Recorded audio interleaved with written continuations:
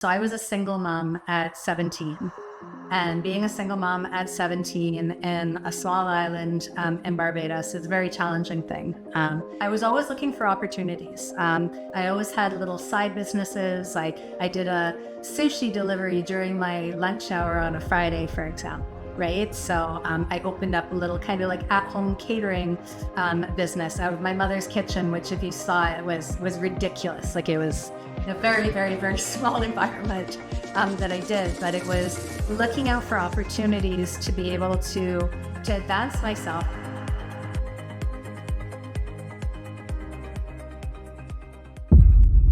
And we're live. Sarah, welcome to the show. Thank you very much for having me. Awesome, awesome. So, Sarah, you established your international conference circuit in like Barbados, and it represented a lot of countries. Most HR consultants, that's not something they do. Like where, it's a pretty unique angle. So, how does a cannabis HR expert end up running an international conference in the Caribbean? Oh, absolutely. Yeah, no. So I started working, and I'm from Barbados, so that's the link to Barbados. So my mom was a Bajan. I was born in Canada, but I grew up down there. So I went to school there. My son's from there. I got married there. A lot of my family still live there. So when the Prime Minister had announced, oh gosh, this was a while ago now. I want to say it was 2015 when the Prime Minister had announced that they were going to be legalizing cannabis down there. I'd already been working in the Canadian market for quite some time. I had worked with most of the major LPs that were up here. So my call out was basically like, what do you need? Like, what can I bring to you, right? So they set up a division called the Barbados the Cannabis Association. The name has changed now. They've gone through a couple of different iterations, and they were working with the University of the West Indies to bring education down to the island, specifically for doctors and nurses. And I just, my network here is massive. So that's really where it started, right? It just started with a reach out, like, what does the island actually need? What can I bring down? We did 2 annual conferences. The first one was just aimed at, it was doctors and nurses. It was part of their education, so there was an educational aspect to it. And it was all around what makes cannabis a medical product. And then the next year, after they actually legalized, the next year was more around the actual business of cannabis and what that could potentially mean for the island. What sort of investment opportunities there were, what are the different avenues that people could go down, and what that could actually mean for the economic structure down there. Got it, got it. Awesome. That's all really um, inspiring. So, I saw that you volunteered in South Africa working on conservation, animal welfare, feeding programs for children. What was that experience like? And like, how did it, since it's like pretty different from, I would say, like, how it is in the US and stuff like that, right? So, how did it like kind of shape how you think about the work you do now? Yeah, it's so the trip actually came about. It was I had just finished a massive contract. I'd been working for 4 years on again a cannabis a project up in Canada that was part of major acquisitions, and it was restructuring. It was a amazing role, but it was the toughest contract of my life. And when it finished, I actually had a space. Usually I will bounce from one project to the next. And I actually had a space for the very first time. And at the same time, I was going through, I'd moved from Ontario out to Vancouver Island. I'd gone through a really bad breakup, like all of these, life just threw a bunch of things at me, and I could have sat around and been upset about it, but I'm an eternal optimist. So I basically took a look and I said, all right, if I've got the next couple of months off and I don't really have anything tying me anywhere, I hadn't gotten a house out here yet. I live in BC now. But I hadn't gotten a house out here yet. My son lives in Montreal. He's older. He's very self-sufficient. I didn't have a partner. I didn't have a contract lined up. And I think it's the first time in my entire life that I just had like, what do I want to do to kind of fill my soul? And I've always wanted to go to South Africa. Growing up in the Caribbean, like there are a lot of like a lot of cultural interchanges, and there's just a lot. There's a lot there. There's a lot of South African culture on the island. I'm also really passionate about wildlife, and so I wanted to go, but I wanted it to, just because of where my mind was at that stage, I wanted it to mean something. I didn't just want to go on vacation and go on a safari. You know, I actually wanted it to mean something. So I took a look. There's a company called Pod Volunteer. It's based out of the UK, and they specialize in placing people on different conservation sites or helping them with the volunteer experience in South Africa. So I signed up for it. I did 3 of them. There was a horse rescue. There's a part called SINSA, Horses and Rehabilitation. There was a horse rescue that I went and I worked at for 2 weeks. And then I went to an actual conservation and like lived on the conservation. We had rhinos outside of our fences. It was awesome. It was truly, truly awesome. We did that for a month. And then I went to another horse rescue that was up further north near Limpopo. And it was phenomenal. It was phenomenal. It was South Africa is one of those places that if you've never been, like I feel like everybody should go, especially anybody who's ever going to hold a government position should go to South Africa just to see what it is that we take for granted on a daily basis. Water, electricity, just basic supplies. Like, you can't buy tampons there, for example. So as a woman, that's like something, just all of these little things, you keep on getting these course corrections of things that we take so for granted that we think are just a normal part of life, and they just don't have that. And they're the happiest people that I've ever met in my life, the most joyous, will invite you into their house, really open up their homes, and there's so much love there. With the conservation program, we were able to not only work with the animals on the reserve, but they have a community outreach. So we actually went into the townships once a week to help children that really didn't have anything. A lot of them didn't have parents, or they're very sick. And there's this lovely lady who basically, like, she set up a community for all of the kids in the neighborhoods, so that they could at least get 1 meal a day. They could get some basic school supplies. And so we went and we helped her out with them once a week. And it just, again, it's humbling. It's humbling. It definitely is. When I came back here, I came back a very, very different person. I don't take things for granted anymore. I definitely don't spend the way that I used to. I've never been a really materialistic person, but it's very different. I'm very cautious about how I actually spend my money.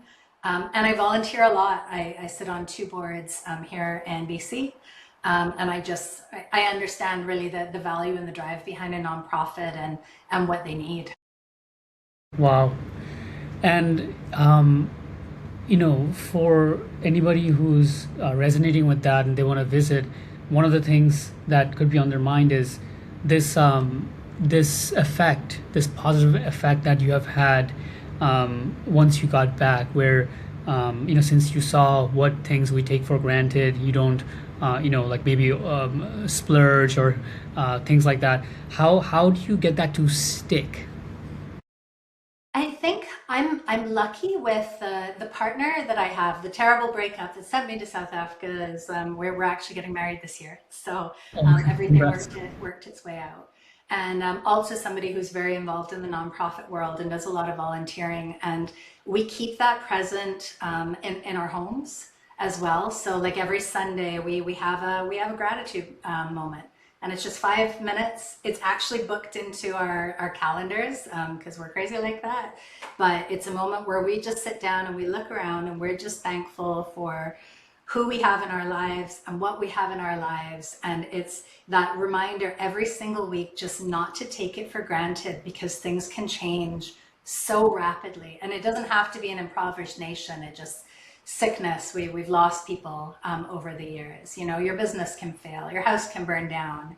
There's so many different things that we should be so conscious and mindful of just how much we have, and just kind of take a moment to just really appreciate that. And having that reset every week, that really, it keeps me very grounded. Got it, got it. That's amazing. So Sarah, you built an entire career specializing in HR industry that sort of didn't like legally exist a few years before you entered it. Uh, you've worked in the 47 cannabis companies, recruited like for 600 positions, and you recognized as the go-to person for like the main when it comes to cannabis HR in Canada. You become the expert in an industry that nobody had really built a playbook for yet. So growing up in Barbados, I'll go back a little bit. Growing up in Barbados, there's a big offshore sector down there. And so what you end up having is you have a lot of these like really small companies that do really big things. So my first like real job, I would say, was working with a franchise company down there that had international rights. And I was with them for 9 years. And there were only four of us in the office, and we handled, I want to say it was 32, either 31 or 32 international countries. And when you're handling international countries from a franchise operation, you're selling the rights to that entire country. So it's not just the mom and pop like store in a mall.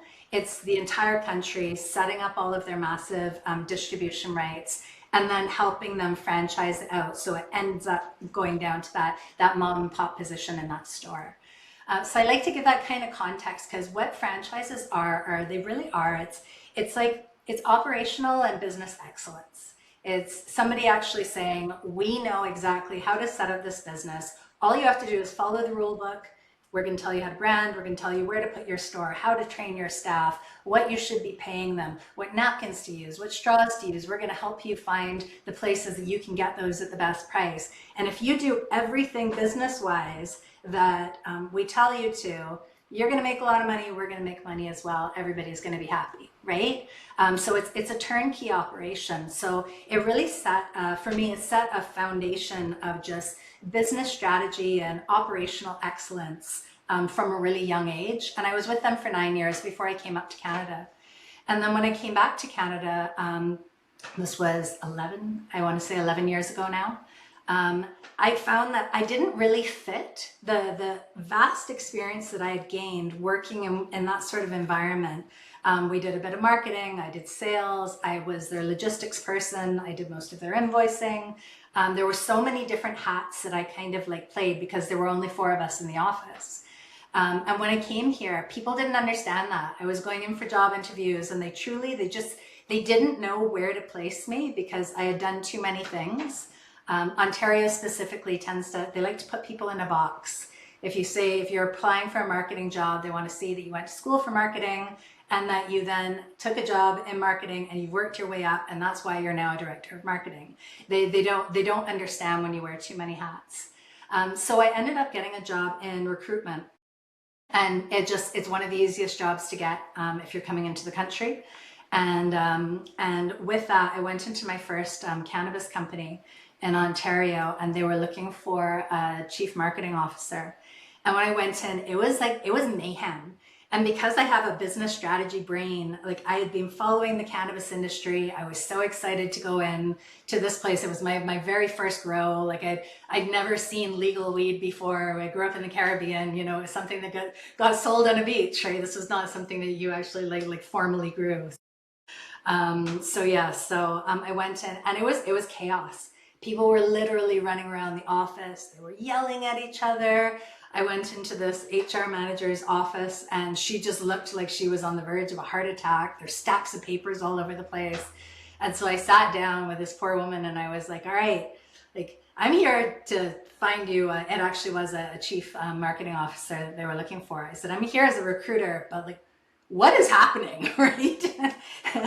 And she just offloaded, and she basically so if she gave me 50 business challenges that they were having, I could solve 30 of them, and I knew people who could solve another 10. So we ended up having this great, very open conversation that I don't think would ever happen in any other industry. And she called in the CEO. We ended up having like a little whiteboarding session. And I went back to the company that I was working with, and I said, all right, we're approaching this industry all wrong. Like, they don't need recruiters. They need like business and foundational like HR support, because they're building things without any organizational strategy whatsoever. And a lot of the grows, at least in that stage, weren't being built with like a foundation in business. They were being built by people who could grow really, really well, and they'd been successful growing in the past. They hadn't gone to school for business, right? So I set up the shorter version of the story is I set up a company around that. So I would go into clients and basically sit down with their HR managers and say, all right, what are your people problems? What does your org chart look like? What are your business objectives right now? Have you aligned those two things together? And what is it that you need? And I've built a business around, so it's one part business strategy, it's a lot of organizational development, it's partially HR, some of it is recruitment strategy, but it's recruitment strategy for like a company that's going from 30 people to 100 people, right? Wow. Yeah, it's large scale recruitment. How do you do that? How do you actually do that within budget? How do you train those people? Do you have the infrastructure set up to support them when they come in? All of those different conversations just really organically started happening, and yeah, that's where it all began. I've made it up as I've gone along. Oh, God. I mean, because you also do like M&A integration, right? People, like the due diligence it takes, and cannabis has what it looks like a lot of that, right? A lot of like mergers, acquisitions, companies folding into each other. So like in that kind of situations, right? Like what is the people side of an M&A that executives don't see? Sure. And that's kind of another one of those like organic iterations that happened with this industry, that everybody initially was doing really well. The industry was just having money thrown at it left, right, and center.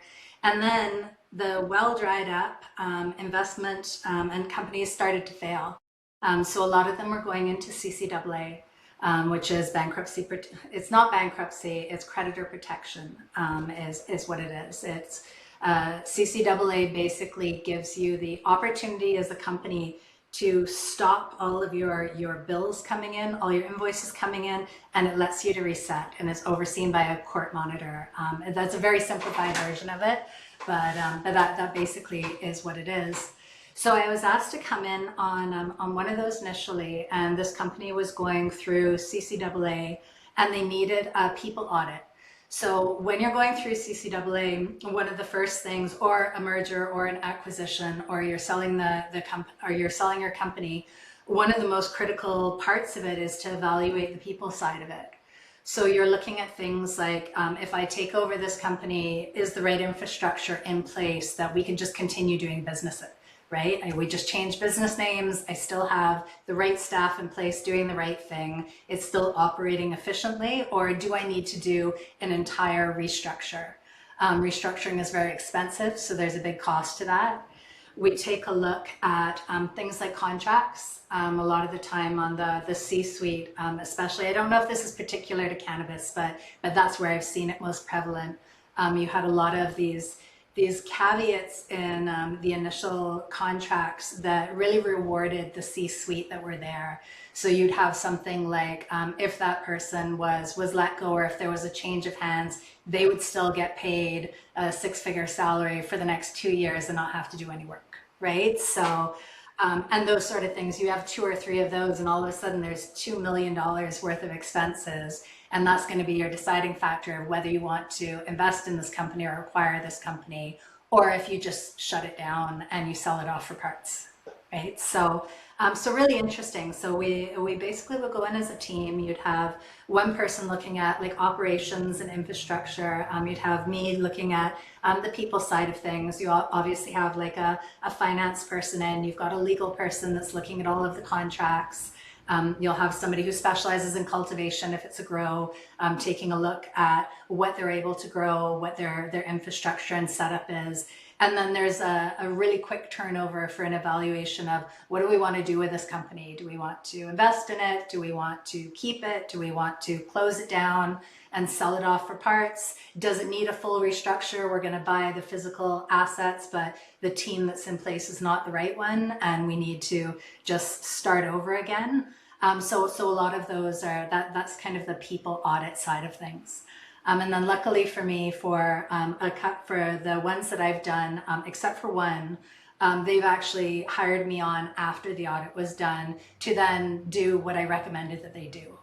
To do that restructure. Sometimes it's a downsizing, sometimes it's an upsizing, a lot of efficiencies if there's training involved. They usually would keep me on to actually be able to do that part with the internal HR teams. Got it, got it. Wow, amazing. Well, Sarah, you have recruited 600 people into jobs, helped companies scale from like 3 to 100, won awards, spoken, I believe, in 16, 17 countries, and also built a HR playbook for an industry that didn't really exist that long time ago. You also spent time, as we talked about, in South Africa, feeding kids, working on conservation. So if you zoom out all the way in your career, what's the thread that connects all of it? What's the thing that you're actually trying to do? That's a great question. When you lay it all out like that, it definitely does sound like a lot. It's happened, like for me, it's happened organically. So it's just kind of like it's been stepping stones. But I mean, I think that the biggest thing, and I kind of put this back to, so I was a single mom at 17. And being a single mom at 17 in a small island in Barbados is a very challenging thing.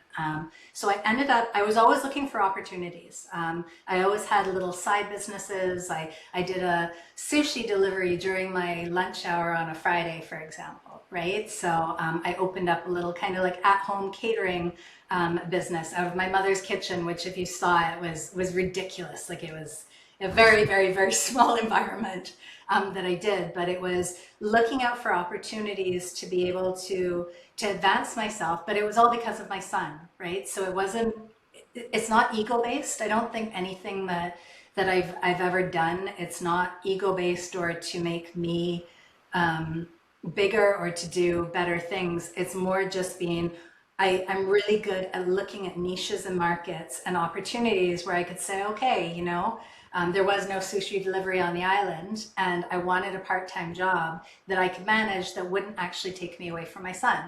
So that's something that I could set up quite easily, and it was great. It was great. It let me have my at-home time with him, and it brought in extra money to help pay for school fees and things like that. And it was a nice little niche. So I think with how my career has advanced. Just even from that first conversation, a lot of recruiters would have just gone into the HR manager's office and they would have been there for one specific goal and one specific purpose, and they would have talked to her about their recruiting needs. I'm interested in all of it. Like I love solving problems. I love solving business problems particularly. So I was really truly interested in like, what are all the things? Not just one thing, what are all the things and how can I truly actually work with you and really help you? And that's sort of guided my life, I think. And so even with the volunteering, it's again, some people would have just gone on vacation, right? And even my son called when I told him what I was doing, and he's like, "Mom, can't you just go on a safari? Like it's like a normal person, you have to spend 3 months there, and you're going to volunteer. Like it's like what are you doing?" And I'm like, "Well, I want it to matter. I want to actually help. I'm going to get something out of it. I still get to go and do the safaris, and I toured the wineries, and I did the tourist thing as well. I said, but it'll give me great. It'll fill my soul if I can actually go there and feel like I can help as well." Definitely. With that being said, it's a great place to stop. Sarah, thank you for coming on the show. Thank you so much. Have a great rest of your day. You too.